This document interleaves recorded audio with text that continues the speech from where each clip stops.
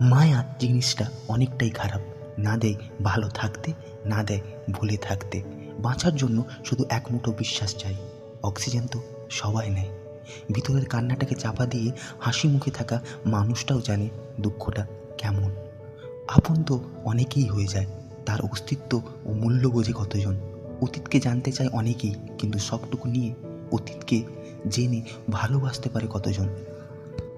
আচ্ছা, প্রেম ভালো না ভালোবাসা, না ভালো থাকা না ভালো রাখা? আচ্ছা, উষ্ণতা ভালো না উত্তাপ ভালো?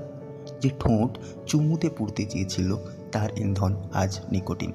চোখের কালিতে ঢাকা পড়েছে রক্তবর্ণের চোখ।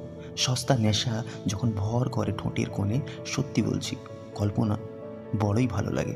হয়তো এই রুক্ষ বাস্তবে কল্পনার কাঁটা গাছটাও বেমানান, কিন্তু কি করব, ওই যে গরিবের এটাই শেষ সম্বল।